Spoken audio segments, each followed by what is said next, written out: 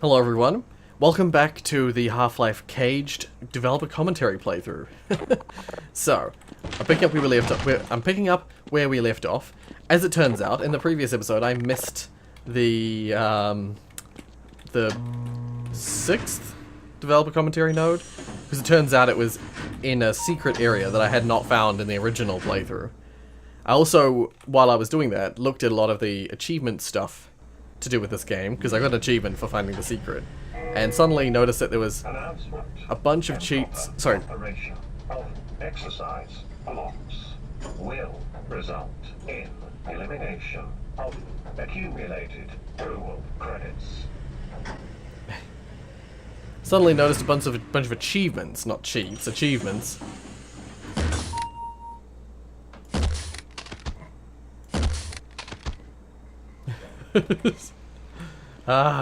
But noticed a bunch of achievements that were relating to secret things that I did not realize were things. Like the radios that are lying around everywhere. If you break them all, you get an achievement. I didn't know that. Let's listen. Oh wait, are the audio settings set upright? Yep, okay. I love fucking detailing spaces like this. You have so many opportunities in the ceilings to create a story and make the environment feel bigger than it actually is. You'll see a lot of spaces where people just kind of cap off the top of a room and move on in the way that they've detailed an area. And I love like adding all these different little pipes and ductwork and telling a story with it. In the next hallway, there's this whole sense that there's a larger system of catwalks and passageways. The facility is much more grand than the player is experiencing themselves. And making these areas gives you all these amazing little problems to solve. The light streaming in through the windows above is a complete hack. It's like the biggest fucking hack in the universe. Yeah. There's actually no light, of course, on the other side of the windows, and the windows are just illuminated by emissive panels of geometry hanging in front of the windows. And the God rays shooting through are a separate set of geometry, and the reflection of light on the opposite side of the wall isn't even run by the lighting pass in the engine. It's a separate sheet of polygons that are ever so slightly glowing to give the illusion that the light has come through the window.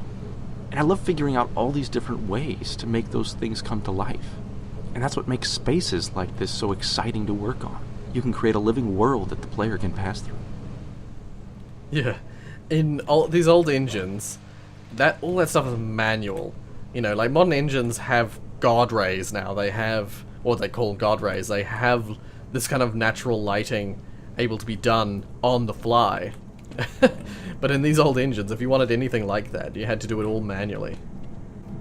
I forget, there's also one that's to do with... I've passed it already, I think. There was one to do with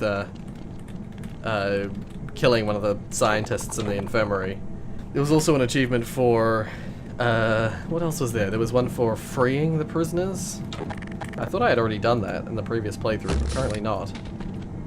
At least I had, and I just didn't notice that I already got the achievement.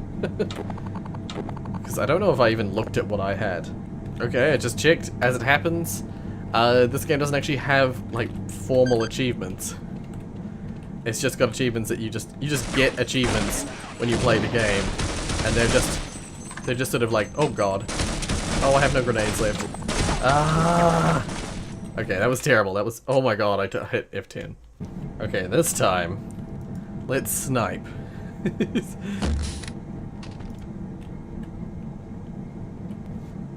I don't know if they just start coming down as soon as you walk in, or... They do. Okay. Well, this time I haven't used my grenade, so I can use my grenade and kill both of them. Okay, that was much better. I think I need to press a button somewhere to release these guys. Oh dear. Okay. Oh no. Control requested in subsection T4. There's a banana on the floor. Maintenance requested in group pump control north lock. Yeah, I need to find a way to free these guys. I'm not sure how to do that.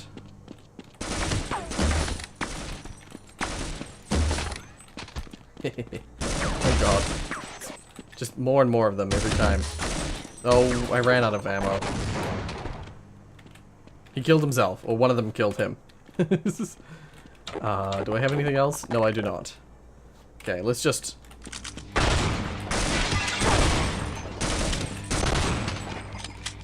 Yeah, so apparently you can destroy those. Never knew that. Never knew that. So, yeah. Anyway, let's listen to this. I believe we were listening to 11 before? The guard room here is an example of 12? loopback gameplay, which is essentially a way to telegraph to the player where they can go before they actually go there. And it's also a way to give the player tools to orient themselves in the universe in which they're playing. So here the player can see into the guard booths, into some of the areas they're going to get access to once they find their way through the shower room. And if they happen to go through the shower room before they actually enter this space, they can see an area which they didn't yet encounter. And later on, from the guard towers, they can come back into this space to have an additional experience. And I've always felt this is one of the best items in a designer's toolbox. One of the crucial things about it is it helps give the player that feeling that they're not on a rail and that their destiny is in their own hands. There's like this magical point in first-person shooters and games that require some amount of puzzle work and critical thinking, where when the player solves a puzzle or gets from A to B or meets a challenge, they feel like they got themselves there. They were the ones that figured out how to get through that challenge, and they feel a sense of excitement and ownership over that solution, when really in reality there was only one solution to begin with. And a loopback which shows the player the breadth of their options and what their experience could or might be is a critical way to create that experience for the player. Yeah, I believe I was talking about that last time, actually. That's exactly... Couldn't agree more. Giving the player a space that they loop around in makes you feel like you're more in charge of the solution of this, of the puzzle. I believe there's also some achievement for doing this.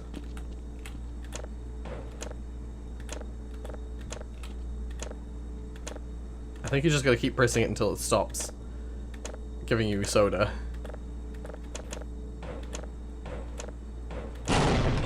Oh, Jesus.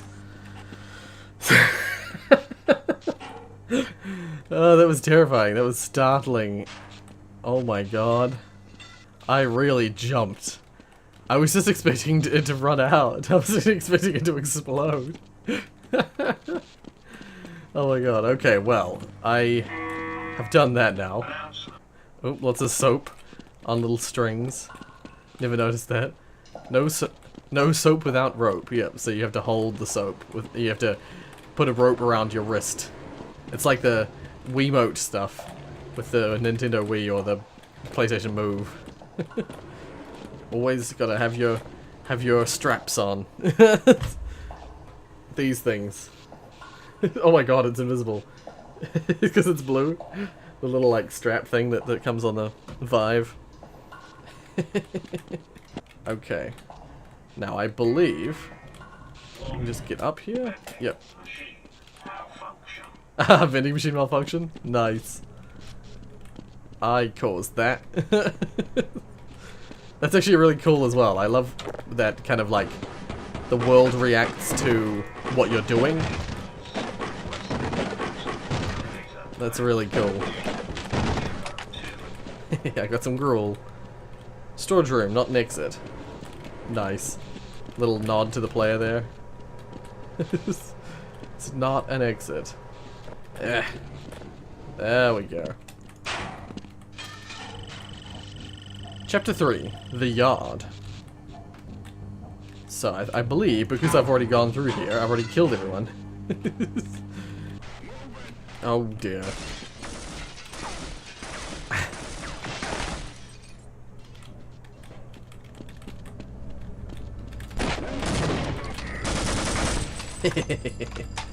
Damn right. Vending machine malfunction. Soap and rope supply shortage. Prison control mobilized. Attention. Prison control mobilized. There we go. Okay, let's go to these guard towers and take care of any guards in them. Okay. Let's try and do this.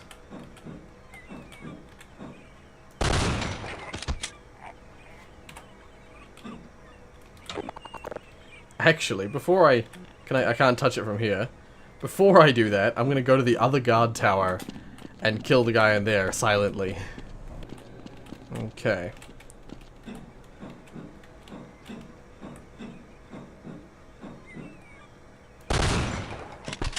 There we go. Sweet. Alrighty. Okay, that's key 1. I'll have to go and get that. Actually, I should do that now. I might just try doing that now. Before this area fills up with guards.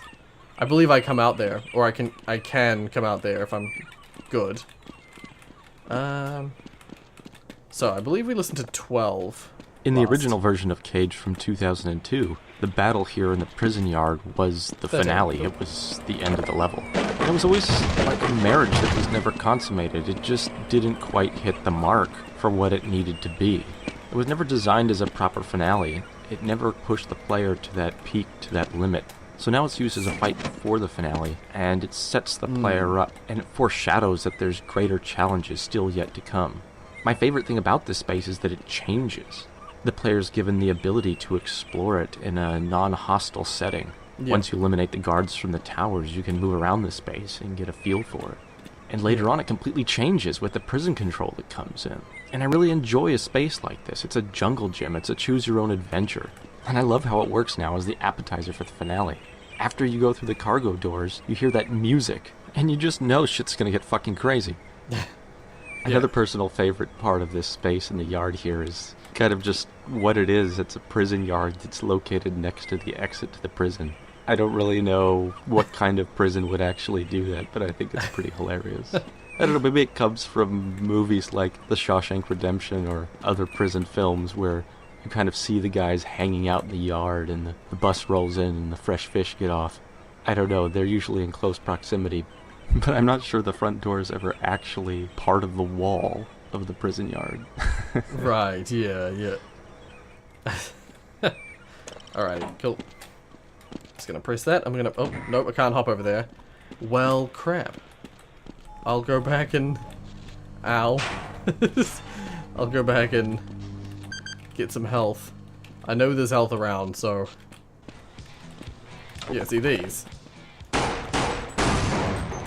I'm not gonna be able to do it because I missed a bunch at the start, but... Yeah. Yes, grenades. Okay, yeah, so here's a little, like, entryway that you don't actually need to go to, because there's nothing here to use, but it's just a little, useful resource place. And it's a place where a radio is, so it's one of those hidden secrets. I forget how you get these guys out. I'm sure there's a way to do it.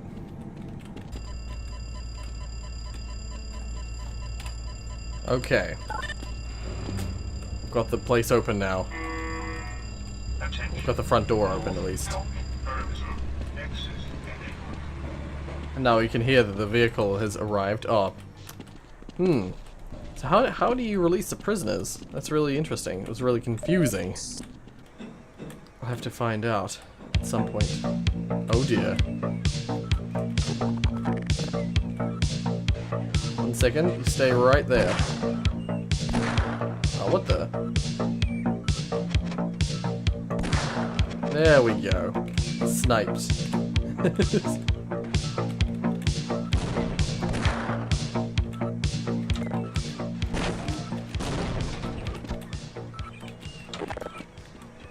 Wait, the music stopped? Oh, I'm out of ammo for that. Damn it.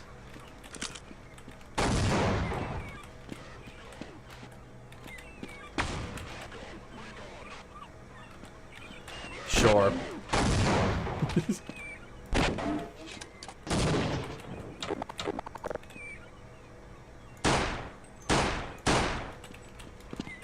Is that all of them?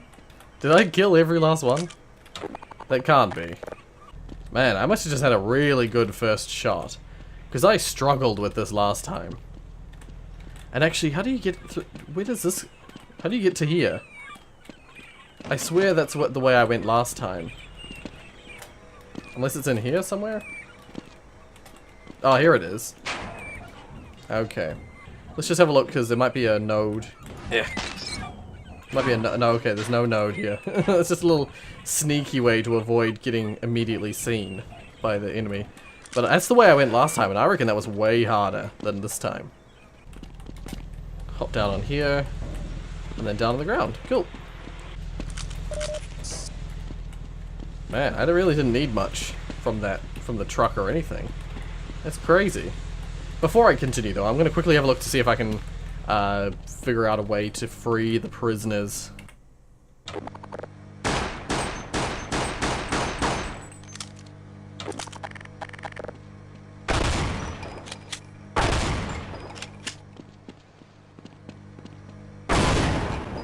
Okay, there we go. Okay. I'm gonna load, because... Oops. I'm gonna load because I wasted a lot of ammo. Okay. So yeah, last time I wasted a lot of ammo because I was shooting this thing, thinking that I could shoot it, but it turns out you can shoot that up there, and you can free them. Hello. All right. Is he gonna follow me? Oh, and I got Banana Bandit. I'll wait right here. Banana Bandit. Oh, that's actually the only one you can open. Okay, and I think Banana Bandit is the one that was saying free the prisoners. Is there a menu for... No, this doesn't appear to be a menu. I swear there was a menu for achievements, though, for this game. Maybe at the end of the game it'll tell you how many achievements you earned for your playthrough. Okay, let's get through to the end. Now, I believe we've seen 13 of 18 commentary nodes. So there must be frickin', what, 5 of them in this last one? That can't be right. Unless I miscounted. Chapter 4, Jet Boat Escape. Ah. Okay, wait a second. No. Okay, let's do what I did last time, I believe. I believe this is what I did last time. I just waited by the door, and then I snuck through. It's so loud.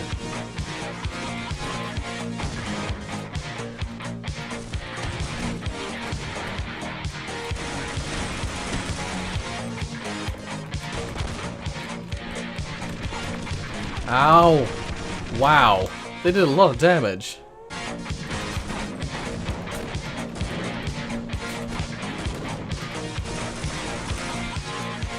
Okay. I shot everyone. I'm gonna try and activate this. I just love the music when the doors open here. It just makes you feel like you want to just charge out, guns blazing. It's exactly the feeling that I wanted to have come through in this finale. Okay, no, I couldn't hear any of that. Pressure on I couldn't hear any of that. I just love the music when the doors open here. It just makes you feel like you want to just charge out, guns blazing. It's exactly the feeling that I wanted to have come through in this finale. The helicopter coming by, keeping the pressure on the player the whole time. Feeling like you can't stop. I often associate different music with the different projects I've worked on. It's interesting, the first game I worked on for the Xbox, Men of Valor, I always start thinking about German techno, because I was really into industrial music at the time. And for Team Fortress 2, working on Hightower, I think the whole time I listened to Depeche Mode. So every time I hear one of their songs, I always think about developing that map. I think about the time I started at Valve was when I really got into synthwave and outrun music. And that's when I found out about Laserhawk and really started liking his music. I think I bought a couple of his first albums, and I just thought he was great, along with a bunch of the other artists in that genre. I recorded some of Laserhawk's stuff to a cassette tape, because that's all I had in my Volvo. And I'd make these trips, driving from Seattle to Portland, to go play pinball tournaments, and I'd listen to his music the whole way down there. And one day out of the blue, I got this email from some guy named Garrett Hayes. And as I'm reading it, he says, "Hey, I'm looking through my receipts for my Laserhawk purchases, and I saw your name on there. Are you Kaylee George, like the one who plays a bunch of pinball? I'm really into pinball, and I've seen all your videos." And it turns out that Laserhawk was a pinball fan, and I'm a pinball fan, and we both play competitive pinball, and we never knew it. And as we got to talking, he's telling me he's my fan, and I'm telling him I'm his biggest fan. And we've been friends ever since. That's madness. That's insanity. Well, that's awesome. I mean, but still, that's crazy. Oh, it's so weird to hear that kind of thing. That someone you're a fan of is a fan of you.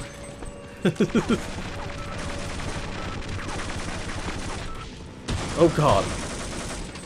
For me, that would be like, it was a little bit like this. I got a little bit of a sort of a weird feeling when I found out that Valve News Network frickin' played my mod. And it's different there though, because he was critical. He's very critical of it, which is totally fair. The rules are different if you're awesome. If you're, you know, like a professional music maker or a professional video game developer, it's different. Oh. Oops, wrong button. Accidentally used both of them. So, I believe that previous one was 14? I'm immediately going to do what I did last time, put this right down. There we go. The sequence here where the guards shoot through the door is absolutely an homage to the original Half-Life 1, where they blow holes through a vent you're in. I remember when I first saw that, just gushing over it with my brother, and telling how awesome it was when they shoot the holes through the vents and it comes crashing down and the light streaming through, and holy shit. It was like, at the time, that effect was just fucking mind-blowing. Yeah. That, of course, is like super primitive, but it's still effective. I like it. There's a visceral reaction to that effect and the impending carnage or threat that's going to come at you. And it felt like the really great spot to throw it into C.A.G.E.D. In this control room, there used to be a number of pickups for ammunition for the rocket launcher. And in testing, we found that players were confused as to why that was there. They felt like there should be a rocket launcher close by, but they kept searching and scouring the first 2 floors of the complex here, and they would never proceed up the ladder to find the rocket launcher on the 3rd floor. Okay. And it's interesting because usually it's nice to use some ammo to foreshadow and have that Pavlovian experience and get your mouth watering for the rocket launcher that you know is to come. But in this case, it was just too early, and the foreshadowing was just not late enough and not close enough to the rocket launcher. So the decision was made to pull the ammo and put it next to the rocket launcher itself, as there wasn't a more appropriate place for it to exist. I'm not sure I'm quite happy with the control room and how it plays. I don't know. Something about pressing the button and then just walking back and opening the windows doesn't quite work. It seems like there needs to be a puzzle here where you go into a grate and climb through some ductwork and complete some kind of puzzle to activate the switch in the console. But the whole idea with this level is to keep the pace, keep the player moving, keep the action moving, and anything beyond what was here slowed that down, and it didn't have quite the same feeling. I'm still not sure if I like it, but it's good enough. Yeah, I totally understand what he means. Totally understand the feeling that he's talking about. I know when I got here, I was a little bit confused when I pressed this button, and then I had to press this button in order to open the window. Don't know why that... I think it was a little bit confusing at first. I think I remember being like, what? But, yeah. I seem to recall running up and down this hallway, not knowing exactly what I'm supposed to be doing.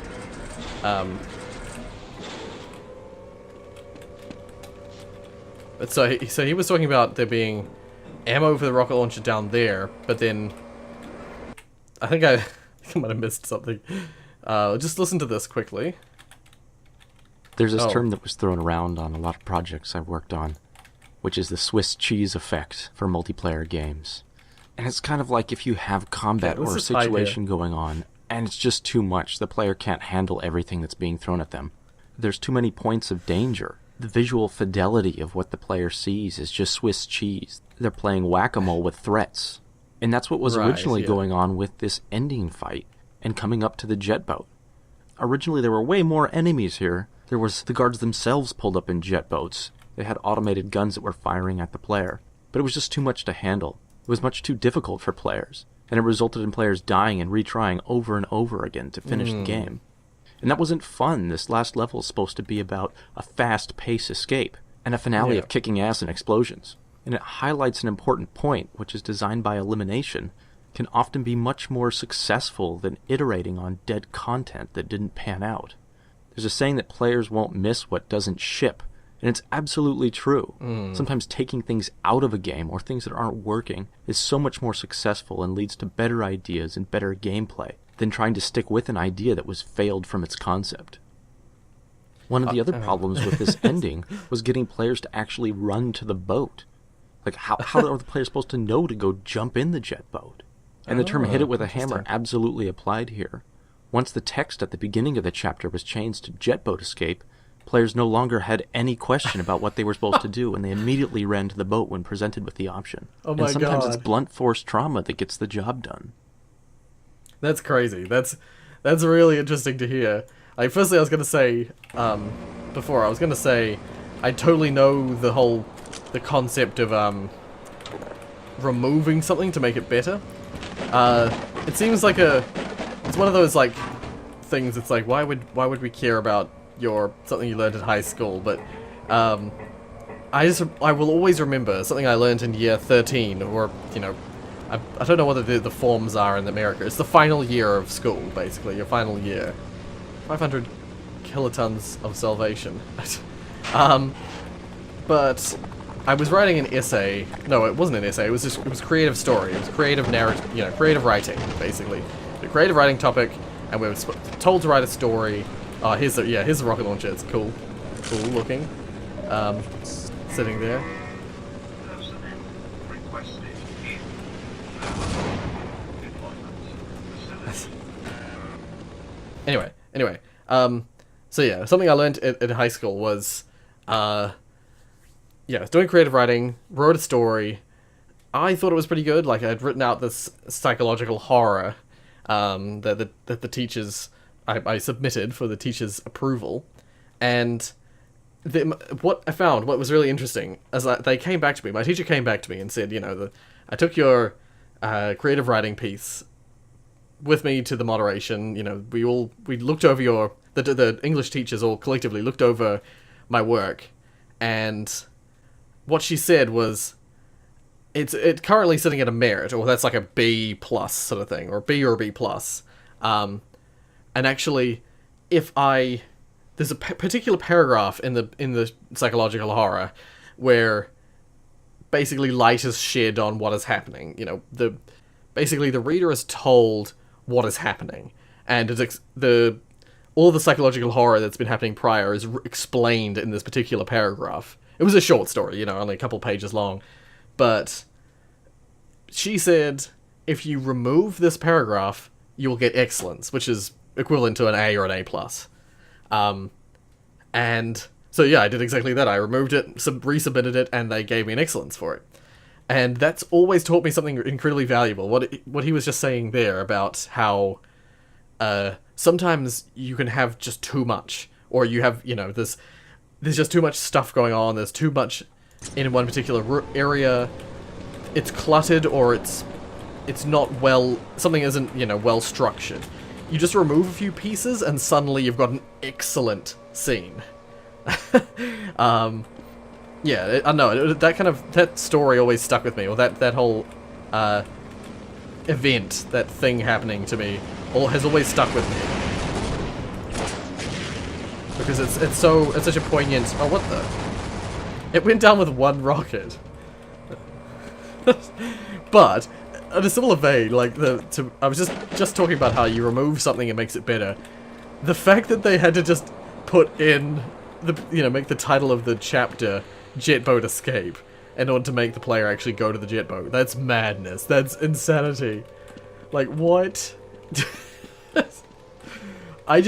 I hear that, I'm like, those stupid playtesters. Oh, I read the wrong way. Wait, how do I get over there? Now I'm feeling like the stupid playtesters that I just mocked. Because yeah, you're supposed to be able to get up onto that. I remember landing in that guard tower. How did I do that again? Oh, it's totally this way, isn't it? It is this way. You go down here. I will say, it is a little bit... It's a little bit, out of the way. Oh, turning back. Yeah. It's a little bit out of the way. I can see why some people might be a little bit confused. Not for the boat, But for this part, like for getting over here, because you gotta do this now, don't you?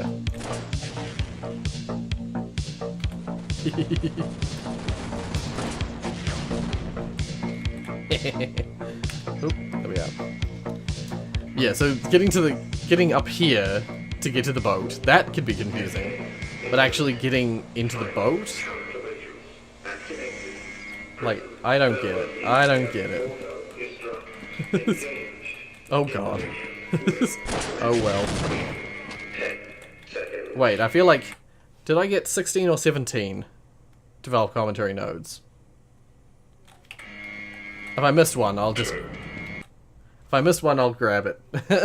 in editing.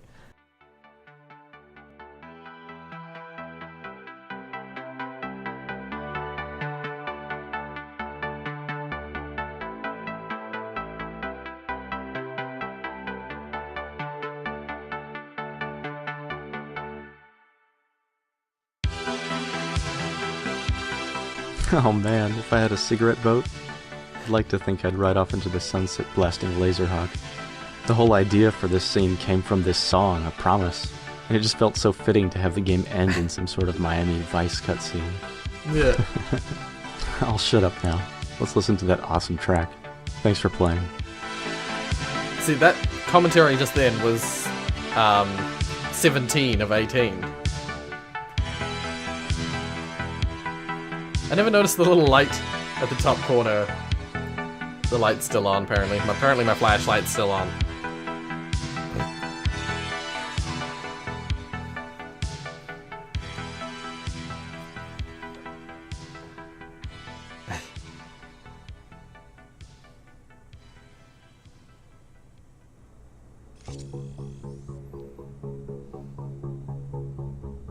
Is there going to be one more in here, is there?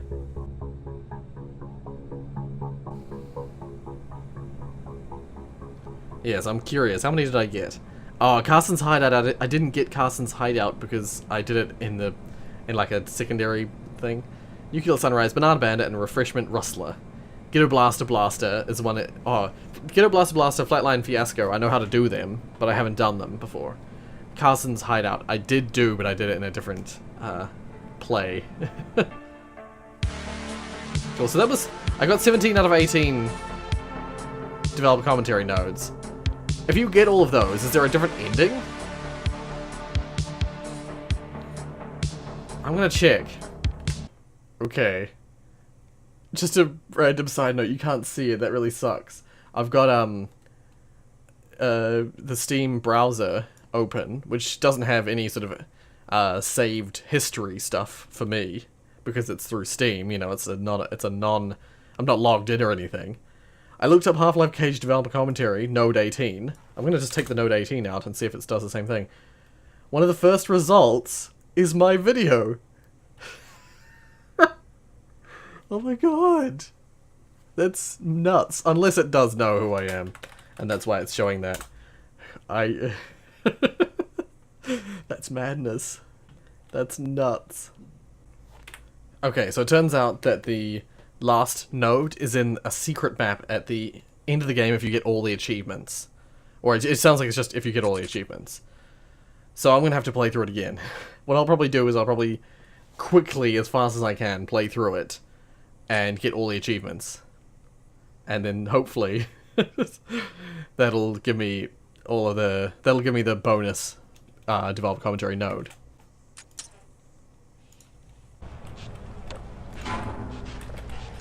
I always think it's important to make a player feel uncomfortable, and I'm not sure why that is. Game models you like, they basically... Okay, this achievement here is one of the ones that's the hardest to get.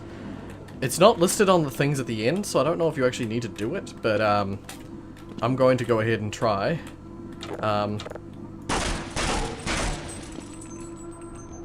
Because you got to go through here. I think that's death. But yeah, you go through here and you get, you come across some machine. Oh dear. Oh, there's a ladder right there.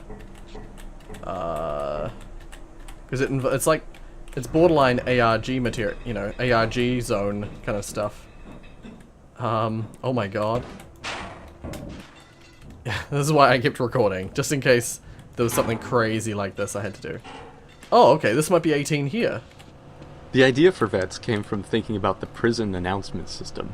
Okay. And how in these large facilities in real life, you often have an automated audio system that, while it's cold and wooden, they still have a personality to them.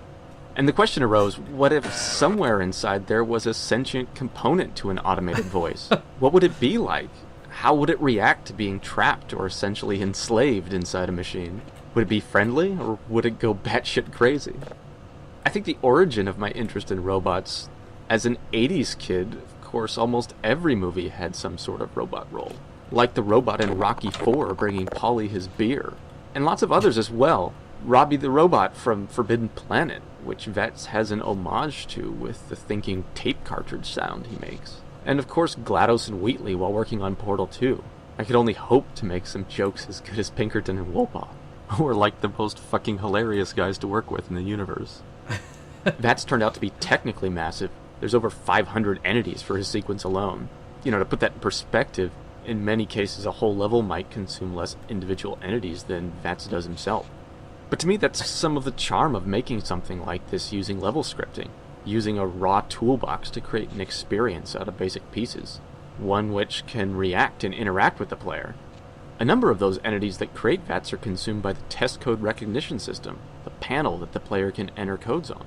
It shares a number of similarities with the floating box water room puzzle earlier in the game. It consists of a set of 3 physical representation of binary coded locks, each which fire an output if the correct code is entered by the player. And the test code seemed like the perfect opportunity to ask the player to go a bit deeper down the rabbit hole. Going to a live external website has certainly been done before, but I've always loved that experience in a game, pushing the player to see the game as something larger, and fiction as something more massive than it appears. VETS was only possible because he was left till the end of the project.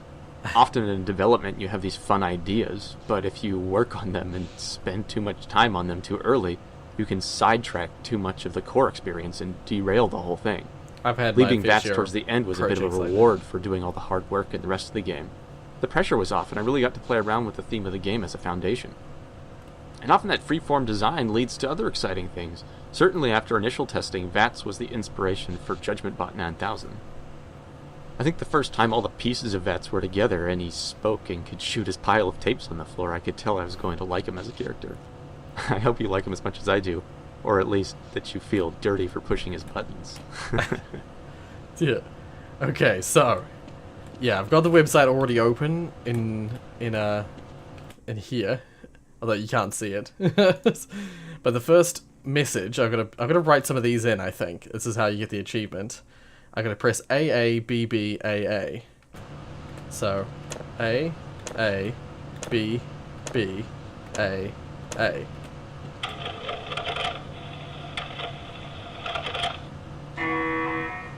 Vocal announcement. Test initiated. Test message 01. Test. Test. Hey kid, I'm a computer. Is that it? Okay. So that was test message 1. Now we've got B A B. So B A B.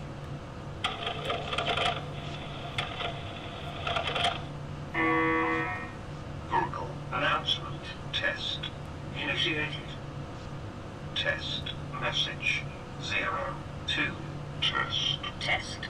Who wants a body massage? It says, who wants a body massage?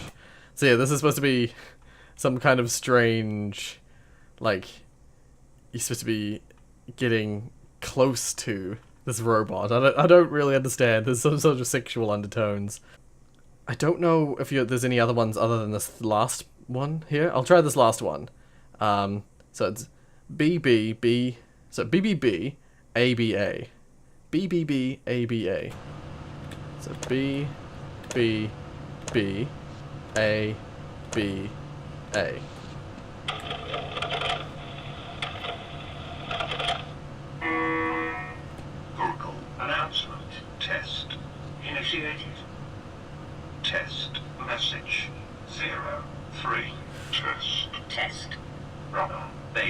bus bumpers. You have accessed all of my test functions. You must be lonely. Are you lonely?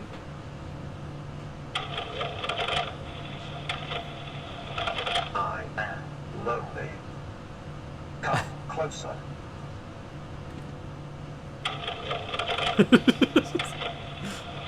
Would you like to stay here with me? We could be friends. We could be more than Oh my friends. god. Maybe I need to sweeten their offer. How about this?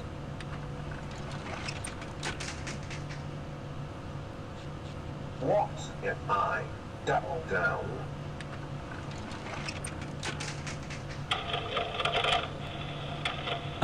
Very white. Push a button.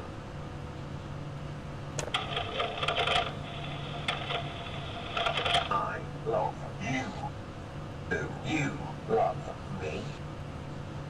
We can make a life together. I will be good to you. Come closer, baby.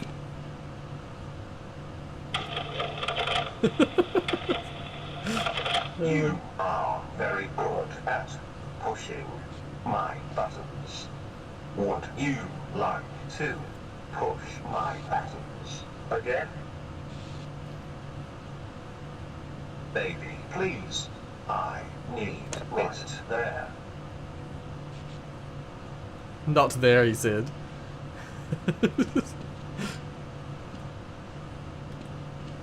Like, so what I understand, from what I understand of this, you press buttons, and then after a while, if you leave, I don't know if I already have the VATS achievement or not, and whether I can leave now. So if you leave, he's like, no. Wait. Where are you going? You cannot leave me. Leave me. Do not. If I cannot have you, no one will.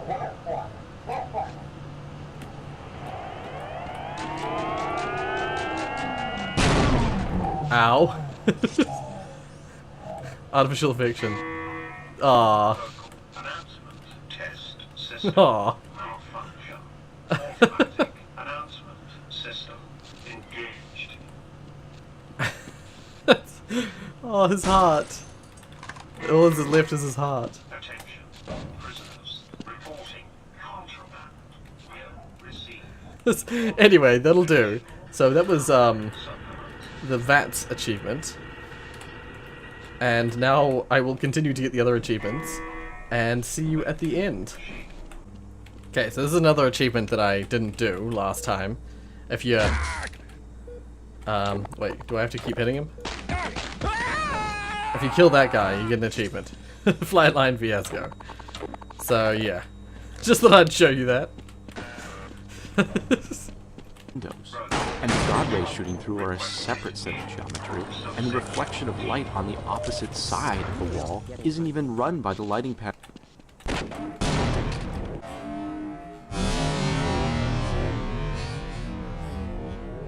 An additional experience. And I've always felt this is one of the best. Just as a showcase of the fact that I am actually getting it successfully. Just thought I'd throw this in here. Okay. So, I got all the achievements, including the super secret achievement. The VATS one. The robot thing. And now I should unlock the special ending. Special room. Epilogue.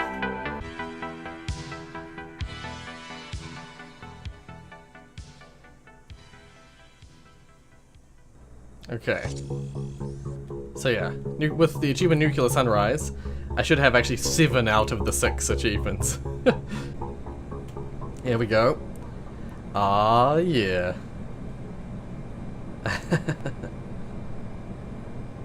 Hell yeah.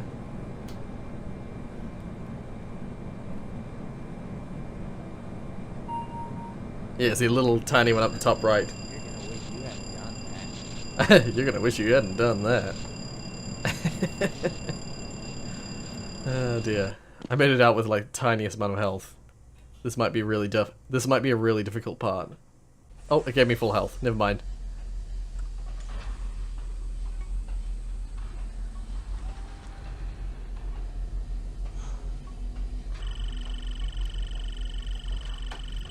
Epilogue 24 hours earlier. Okay.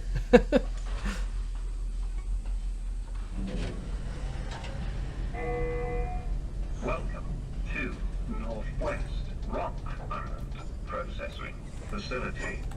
Prisoner compliance required at all times. Okay.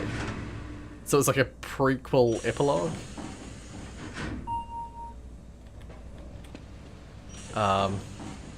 They're not going to say anything, are they? I can listen to this. I'd like to read you a review of a map I made for Half-Life 1 back in 2001. I made this map as a joke, and essentially I tried to make one of the worst multiplayer maps of all time. It came out of a discussion in one of the Half-Life chat rooms, from some frustration from some of the designers about how these shitty maps were getting these good reviews.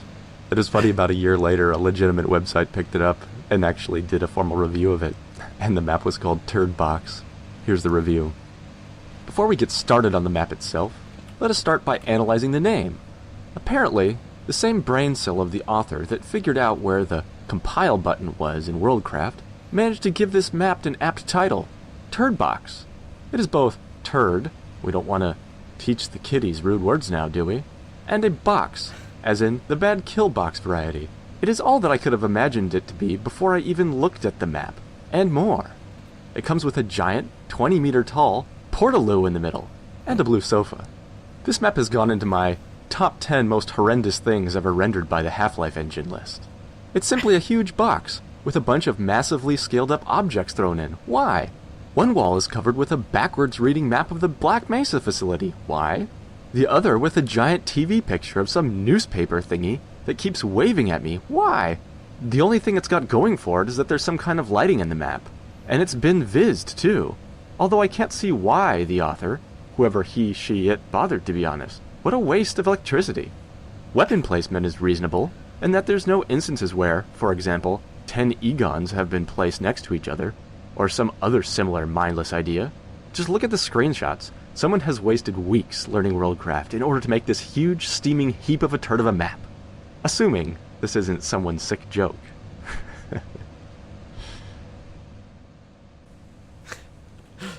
Alright, well. It's always funny to hear project stuff that they've done before.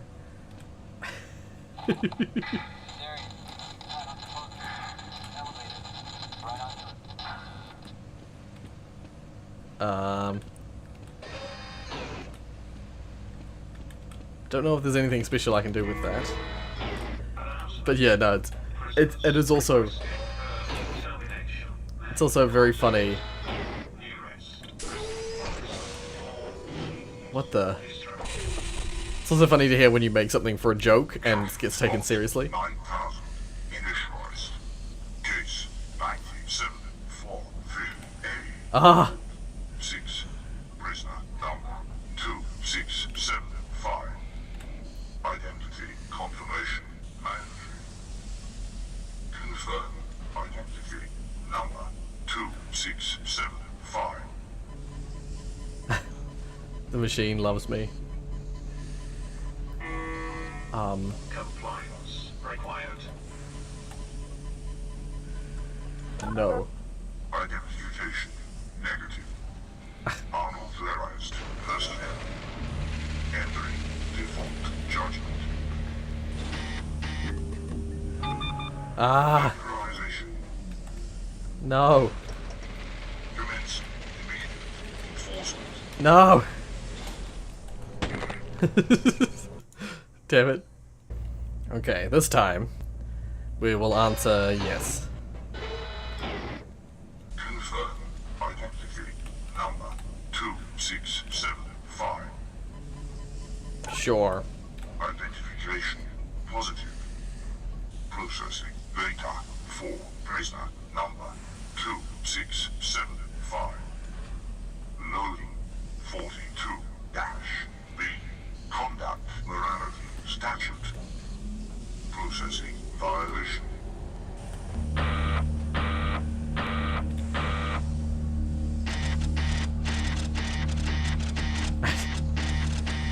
Some sort of like a violation lottery or something?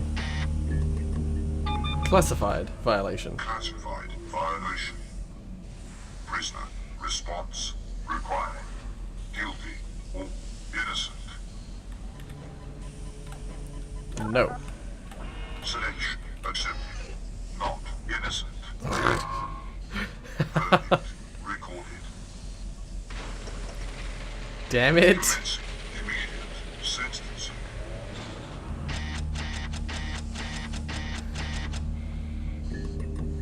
Imprisonment. Okay. Imprisonment. Congratulations. Bonus punishment detected. Activating secondary sentencing.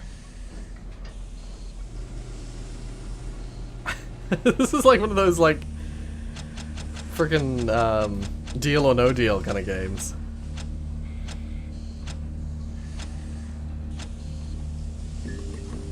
Ah, I see.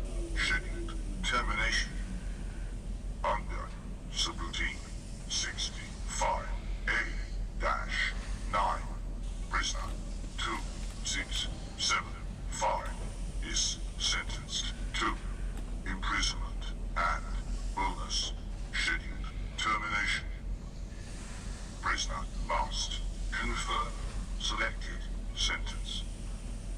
Prisoner response required. Yes, yeah. Sentence accepted. Sentencing concluded. Proceed to prisoner intake. I'm guessing that, like, this is all about, what the? This is how you came to be imprisoned in the first place.